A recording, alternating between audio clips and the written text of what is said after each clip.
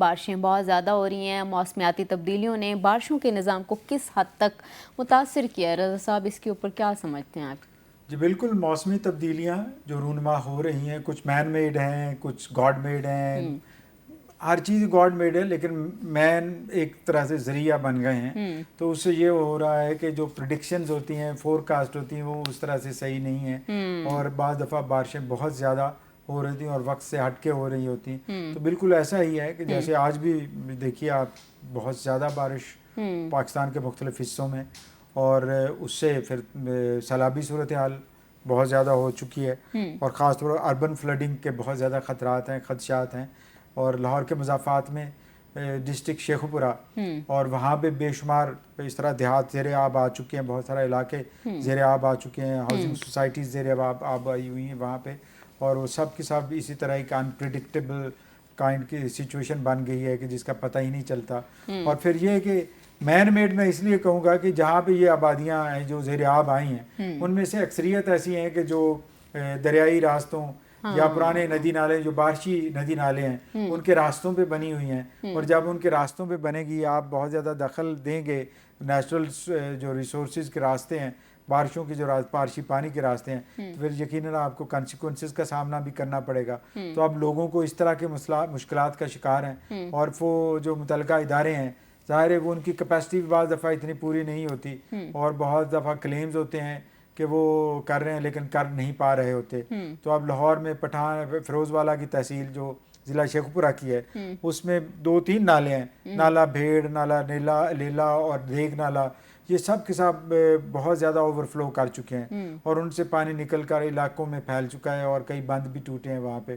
اور اس سے یہ ہوا ہے کہ اموات بھی ہوئی ہیں، نقصانات، مالی نقصانات لوگوں کے بہت زیادہ ہوئے ہیں، اور لوگوں کو گھر بار چھوڑ کر مختلف علاقوں میں پناہ لینی پڑی. کھانے پینے کے، خوراک کے مسائل پیدا ہوئے ہیں. یہ سب بھی اس طرح سے ہوا ہے. اس طرح اور بھی بہت سارے علاقوں میں یہ خطرات لاحق ہے، اور ہو سکتا ہے دریا سندھ کے کناروں پر بھی اس طرح کی صورتحال کا سامنا ہے. کٹاؤ اس بار بہت تیزی سے ہو رہا ہے دریا سندھ کا، اور یہ دریا سندھ کی اس راستے پہ، اور جس طرح میاں علی اور یہ سارے علاقے واقع ہیں، تو ان علاقوں میں کٹاؤ بہت زیادہ ہے، اور اس کو بھی ایڈریس کرنے کی ضرورت ہے. اور جیسے نکاسی آپ کے نظام میں سب سے بڑی خامی کیا ہے کہ اربن فلڈنگ اور یہ سب بھی دیکھ رہے ہیں، بارشیں بہت زیادہ؟ دیکھیے اس میں نا بے شمار خامیاں ہیں. ایک تو یہ ہے کہ پہلا سیوک سینس یہ ہے کہ جہاں پہ ہم گھر بنا رہے ہیں، کیا یہ ایسی جگہ پہ تو نہیں ہے کہ جہاں پہ بارشی پرانا جو روایتی طریقہ راستے ہیں بارشی پانی کے، وہ تو نہیں ہے. تو ناقص منصوبہ بندی سے شروع ہو جاتی ہے. پھر یہ کہ مس مینجمنٹ آف ویسٹ ہے کہ ہم سالڈ ویسٹ استعمال کرتے ہیں، لفافے میں بند کیا، شاپر میں بند کیا. وہ شاپر اس وقت تو شاید مفت میں مل جاتا ہے دکاندار سے، لیکن جب اس میں کوئی ویسٹ وغیرہ آپ ڈال دیتے ہیں تو وہ ایسے ہی ہے کہ وہ ایک رکاوٹ بن جاتا ہے کسی بھی جگہ پانی کے فلو میں. تو وہ گٹر سسٹم میں، نالیوں میں، سیوریج سسٹم میں وہ کہیں رکاوٹیں پیدا کرتا ہے، اور جب وہ بارشیں آتی ہیں، اوور فلو ہوتا ہے، تو وہی علاقہ زیر آب آ جاتا ہے. تو کہیں ہماری اپنی غیر ذمہ داری، یعنی ہم جو شہری ہیں جن کو ذمہ دار ہونا چاہیے، وہ بھی ایک ذمہ داری ہے بنتی ہے، وہ غیر ذمہ داری کی وجہ سے مسائل ہوئے ہیں. اور پھر تیسرا مسئلہ یہ ہے کہ ہم نے ہر صوبے کے اندر پروونشل ڈیزاسٹر مینجمنٹ اتھارٹیز وغیرہ بنا رکھی ہیں، تو وہ اس طرح سے مستعد نظر نہیں آئیں جس طرح سے ہونا چاہیے. کہ یہ اتنے بڑے سیلاب بھی نہیں تھے، اربن فلڈنگ تھی، تو اس صورتحال سے فوراً آگاہ ہو جانا چاہیے تھا اور ایڈریس کرنا چاہیے تھا. یہ بھی نہیں ہو سکا. تو کئی علاقے زیادہ دیر تک زیر آب رہنے سے وہاں پہ مکانات کو نقصان بھی پہنچا ہے، جانی نقصان بھی ہوا، مالی نقصان بھی ہوا ہے. تو یہ پروونشل ڈیزاسٹر مینجمنٹ اتھارٹیز کی کہیں نہ کہیں یہ ذمہ داری بنتی ہے کہ وہ اس طرف ہوتے تو زیادہ بہتر ہوتا، لیکن وہ کہیں نظر نہیں آئے، اور الزامات کی زد میں بھی ہیں کئی ان میں سے عہدیداران بھی. تو ہوپفلی یہ معاملہ جلدی حل ہو جاتے ہیں، لیکن بہرحال یہ مسئلے ہیں. اچھا دوسرا سر یہ بھی بتائیں، کیا ہمارے جو بڑے شہر ہیں شدید بارشوں کا سامنا کرنے کے لیے تیار ہیں؟ نہیں ہوتے. دیکھیے یہ ہر شہر آپ یہ اسٹڈی کر لیں کہ کسی نہ کسی دریا کے کنارے واقع ہے، اور ماضی میں دریا یہ نہیں تھا کہ کناروں کے اندر ہوتے تھے. دریائیں کہیں شاخیں بناتے تھے، کہیں شاخیں اکٹھی ہو کے ایک دریا بن جاتی تھی. تو لاہور کے نزدیک اب میں صرف لاہور کی مثال دیتا ہوں، باقی شہروں کا بھی آپ کو سمجھ آ جائے گا کہ لاہور میں دریائے راوی کی ماضی میں پچھلے 400-500 سالوں میں ایک سے زیادہ شاخیں ہوا کرتی تھیں، جو آگے جا کے کہیں اکٹھی ہو جاتی تھیں، کہیں پھر الگ شاخیں بن جاتی تھیں۔ اب جب دریا بارشیں بہت زیادہ ہوتی ہیں تو دریا کی وہی شاخیں، چاہے وہ آبادی کے اندر ہوں اور وہاں پہ گرے سٹرکچرز بن چکے ہوں، وہ شاخیں پھر سے نمودار ہو جاتی ہیں اور پانی کا قدرتی بہاؤ انہی شاخوں کی جانب ہوتا ہے۔ چاہے لاہور کے اندر مختلف علاقوں میں آپ دیکھیں گے نا تو پانی کہیں کہیں ٹھہرا ہوتا ہے، وہ اس لیے ٹھہرا ہوتا ہے کہ وہ پرانی شاخیں ہوا کرتی تھیں۔ اب آپ یہ جو نبی پاک کے دور میں بھی یہ تھا کہ پھر آپ کو ایک ان کی تعلیم بھی نظر آتی ہے کہ نئی بستیاں آباد کرو، یعنی شہروں کو بڑا نہ ہونے دو۔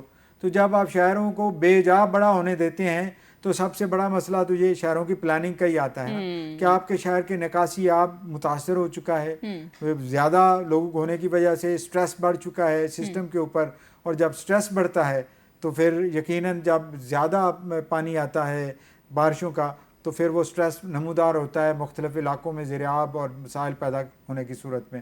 تو یہ بھی ضروری ہے کہ الگ سے شہر بسائے جائیں۔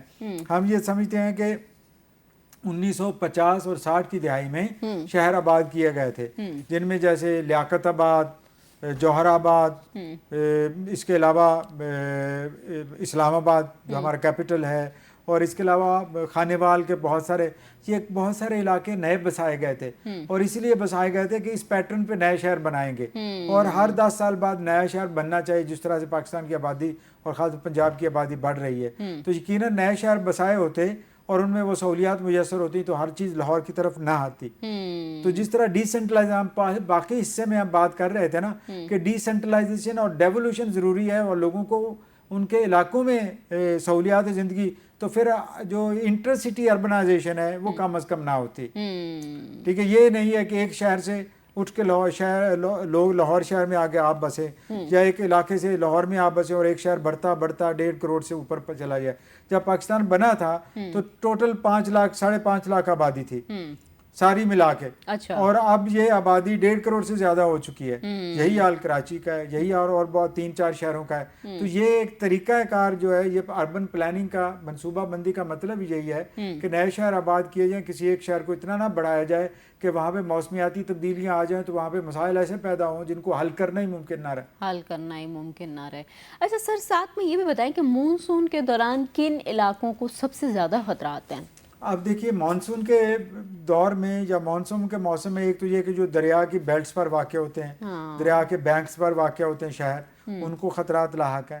اب راوی کا لے لیجئے کہ راوی نکلتا ہے جسر کے مقام سے، پاکستان میں داخل ہوتا ہے، تو جسر سے لے کر لاہور تک آتی 90 کلومیٹر، جو اس سے بھی زیادہ کو جب فاصلہ ہے، اس میں نارووال بھی آتا ہے، اس میں شکر گڑھ بھی آتا ہے، اس میں کرتارپور بھی آتا ہے۔ تو یہ سارے شہر، یہ سارے قصبات جب آتے ہیں تو یقیناً بہت سارے علاقے زیر آب آ جاتے ہیں۔